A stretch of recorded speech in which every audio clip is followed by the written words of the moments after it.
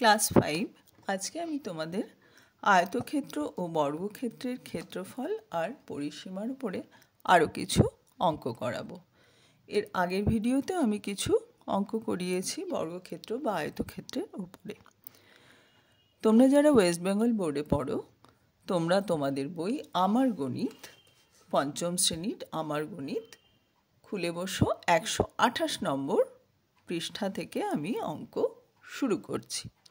1 নম্বর অঙ্কটা কি বলেছে দেখো, একটি আয়তাকার ঘরের দৈর্ঘ্য 21 মিটার আর প্রস্থ হচ্ছে 6 মিটার, ঘরটির মেঝের ক্ষেত্রফল কত? তো আমরা জানি আয়তকার যে কোনো ক্ষেত্রের ক্ষেত্রফল সমান সমান কি দৈর্ঘ্য গুণ প্রস্থ। আগের ভিডিওগুলোতে আমি এটা শিখিয়েছি। তো এখানে যেহেতু দৈর্ঘ্য আর প্রস্থ বলে দিয়েছে আমরা প্রথমে সেটা লিখলাম। প্রস্থ 6 মিটার, দৈর্ঘ্য 21 মিটার, তাহলে ক্ষেত্রফল কি হবে? মেঝের ক্ষেত্রফল 21 গুণ 6 বর্গমিটার। কেন বর্গমিটার? না মিটার আর মিটার গুণ করলে হয় বর্গ মিটার। তো এটা গুণ করে হলো 126 বর্গমিটার। তোমাদের শুধু এই ফর্মুলাটা বা সূত্রটা মনে রাখতে হবে যে আয়তাকার ক্ষেত্রের ক্ষেত্রফল সমান সমান হচ্ছে দৈর্ঘ্য গুণ প্রস্থ। ঠিক আছে? তাহলেই তোমরা অঙ্কটা করতে পারবে। এবারে নেক্সট অঙ্ক দেখো, একটি বর্গক্ষেত্রাকার জমির প্রত্যেকটি বাহু 15 মিটার, জমিটির ক্ষেত্রফল কত? বর্গক্ষেত্রের ক্ষেত্রফলের ফর্মুলাও তোমরা জানো, সেটা কি বাহু ইন্টু বাহু। যেহেতু প্রত্যেকটা বাহুই সমান তাই বাহু ইন্টু বাহু। আয়তক্ষেত্রের ক্ষেত্রে কি ছিল? একটা সাইড বড় ছিল তার নাম ছিল দৈর্ঘ্য, আরেকটা সাইড ছোট ছিল তার নাম ছিল প্রস্থ। সাইড মানে ধারগুলো আর কি।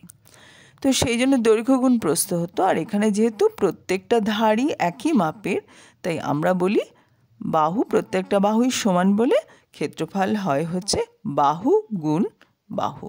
তাহলে এটা হলো 15 গুণ 15 বর্গ মিটার, 225 বর্গ মিটার। নেক্সট দেখো, একটি আয়তাকার জমির ক্ষেত্রফল 459 বর্গমিটার। যদি জমিটির দৈর্ঘ্য 27 মিটার হয় তবে তার প্রস্থ কত? তাহলে জমির ক্ষেত্রফল কি বলে দেওয়া আছে সেটা আমরা লিখলাম, আর দৈর্ঘ্য কত বলে দেওয়া আছে সেটাও লিখলাম। এবার প্রস্থটা কি? প্রস্থ হচ্ছে ক্ষেত্রফল ভাগ দৈর্ঘ্য। কেন তোমাদের একটু বুঝিয়ে দিই। দেখো, যে কোনো দুটো সংখ্যার গুণফল, এখানে দৈর্ঘ্য তো একটা সংখ্যা হচ্ছে, একটা রাশি হচ্ছে, তো দৈর্ঘ্য গুণ প্রস্থ সমান সমান হচ্ছে ক্ষেত্রফল। তাহলে যে কোনো একটা বার করতে গেলে যদি তোমাকে শুধু দৈর্ঘ্য বার করতে বলে তাহলে তুমি কি করবে? ক্ষেত্রফলকে প্রস্থ দিয়ে ভাগ করবে। ঠিক আছে? ক্ষেত্রফলকে প্রস্থ দিয়ে আমরা ভাগ করলাম। আবার যদি উল্টোটা বলতো যে প্রস্থ বার করো, তাহলে প্রস্থ সমান সমান কী হতো? ক্ষেত্রফল ভাগ দৈর্ঘ্য। ভাগ না লিখে আমি তলায় লিখছি, এটাকে আমরা ভাগেরই চিহ্ন, ভাগের চিহ্নকে আমরা এত বাই এত এরকম লিখি। আর একটু সহজ করে বোঝাবার জন্য বলি, ধরো দুটো সংখ্যা 2 গুণ 3 সমান সমান কত হয়? 6। এবার তোমাকে যদি এই 3টা না বলে দিত, ধরো মুছে দিল, বললো 2-এর সঙ্গে কত গুণ করলে 6 হয়, তাহলে তুমি কি করতে? 6কে 2 দিয়ে ভাগ করতে। এটা যদি স্টার দিয়ে দিতাম, যেটা স্টারটার মান কত, তাহলে স্টার হচ্ছে 6 ভাগ 2, তাই তো? তাহলে কত হয়? 3। দেখো 2 গুণ 3 করলে কিন্তু 6 হয়। অর্থাৎ আমরা একটা জিনিস শিখলাম যে দুটি সংখ্যার গুণফল যদি জানা থাকে আর দুটো সংখ্যার মধ্যে একটা সংখ্যা জানা থাকে, তাহলে সেই সংখ্যাটা দিয়ে গুণফলকে ভাগ করলে দ্বিতীয় সংখ্যাটা পাওয়া যায়। যেমন দৈর্ঘ্য গুণ প্রস্থ, দুটো সংখ্যার গুণফল হচ্ছে ক্ষেত্রফল। এবার ক্ষেত্রফলটা যদি জানা থাকে আর যে কোনো একটা যদি দৈর্ঘ্য জানা থাকে তাহলে প্রস্থ কী করে বার করব? দৈর্ঘ্য দিয়ে ভাগ করে দেব। প্রস্থ ইকুয়াল টু হবে ক্ষেত্রফল ভাগ দৈর্ঘ্য। আবার যদি প্রস্থ জানা থাকে তাহলে কি করব? দৈর্ঘ্য দিয়ে ভাগ করে দেব। দুটো সংখ্যার গুণফল হচ্ছে ক্ষেত্রফল। তার মধ্যে একটা যদি জানা থাকে আরেকটা বার করতে গেলে কি করতে হবে? যেটা জানি সেটা দিয়ে ভাগ করে দিতে হবে। এইটাই সহজভাবে তোমরা মনে রাখার চেষ্টা করো। তো তাহলে এই অঙ্কটা আমরা প্রস্থ সমান সমান কী করবো, 459কে 27 দিয়ে ভাগ করব। ভাগ করলে কত হয়েছে, 17 মিটার। ক্ষেত্রফল সবসময় বর্গমিটার হবে, মানে মিটার যদি একক থাকে দৈর্ঘ্য প্রস্থ, কেননা মিটার গুণ মিটার করলে হয় বর্গ মিটার, এটা মনে রাখবে। আমি ভাগটাও নিচে দেখিয়ে দিয়েছি। এবার নেক্সট অঙ্কে আমরা চলে যাচ্ছি। নেক্সট অঙ্কটা কি আছে, একটি বর্গাকার পার্কের ক্ষেত্রফল 400 বর্গমিটার।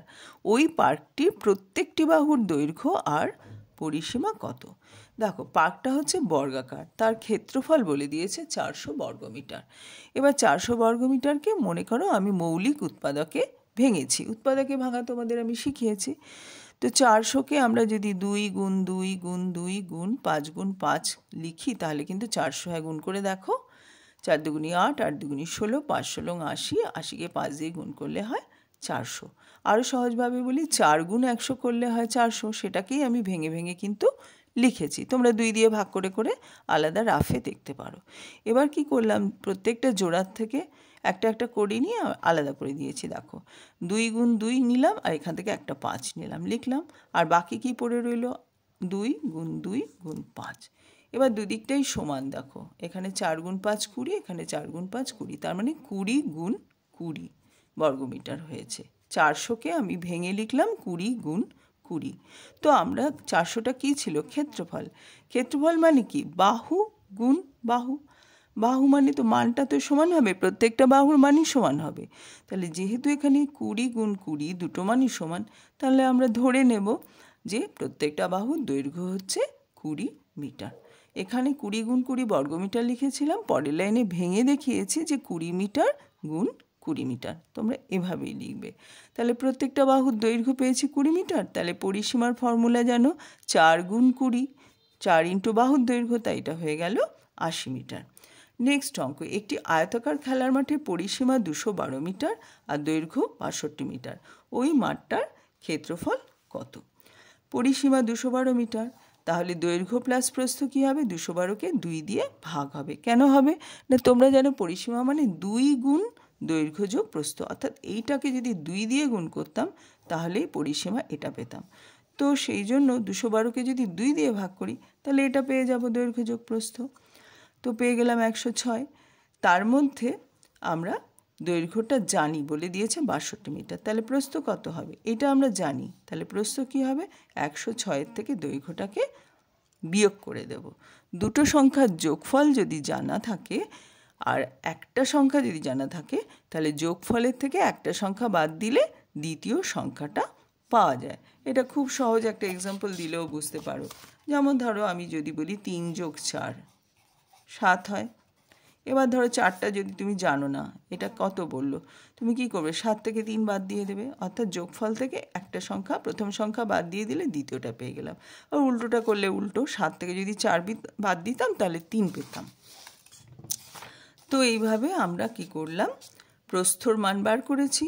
এবার ক্ষেত্রফল বার করতে বলেছি। ক্ষেত্রফল মানেই দৈর্ঘ্য গুণ প্রস্থ।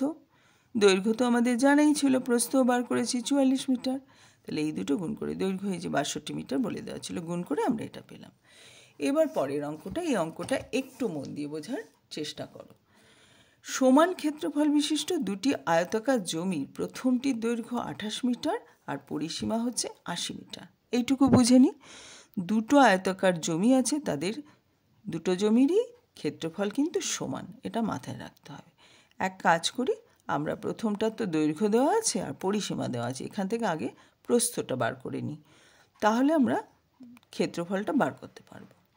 তো প্রথম জমির দৈর্ঘ্য 28 মিটার, দৈর্ঘ্য যোগ প্রস্থ মানে কি বলেছি একটু আগে, পরিসীমাকে 2 দিয়ে ভাগ করতে হয়, তাই 80 মিটারকে 2 দিয়ে ভাগ করলাম, করে কত হলো 40 মিটার। এবার দৈর্ঘ্য যোগ প্রস্থ হচ্ছে 40 মিটার, তার মধ্যে একটা হচ্ছে 28 মিটার, দৈর্ঘ্য হচ্ছে 28 মিটার, তাহলে প্রস্থ কত, 40 থেকে 28 বাদ দেবো, তাহলে কত হলো 12 মিটার। তাহলে প্রথম জমি ক্ষেত্রফল কি পাবো, দৈর্ঘ্য গুণ প্রস্থ, তাই হলো 28 গুণ 12 সমান সমান হবে 336 বর্গমিটার। ঠিক আছে, তাহলে দ্বিতীয় জমির ক্ষেত্রফল কি হবে, একই হবে, 336 বর্গমিটারই হবে, কারণ আমাদের এখানে বলা গেছে সমান ক্ষেত্রফল।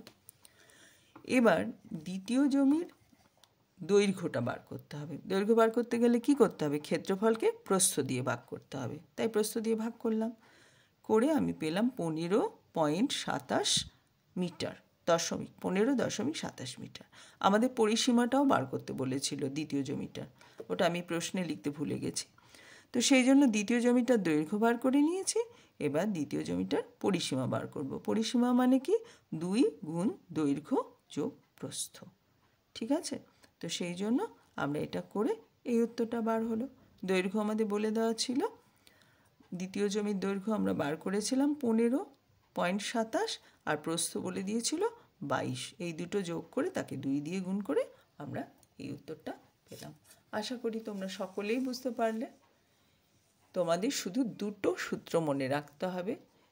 আয়তকার ক্ষেত্রের ক্ষেত্রফল হচ্ছে দৈর্ঘ্য গুণ প্রস্থ, বর্গক্ষেত্রের ক্ষেত্রফল বাহু ইন্টু বাহু, বাহু গুণ বাহু, আর পরিসীমার ফর্মুলা হচ্ছে আয়তক্ষেত্রের ক্ষেত্রে 2 গুণ দৈর্ঘ্য যোগ প্রস্থ, আর বর্গক্ষেত্রের পরিসীমা হচ্ছে 4 গুণ বাহু দৈর্ঘ্য। ঠিক আছে, আজকে এখানেই শেষ করছি। Thank you.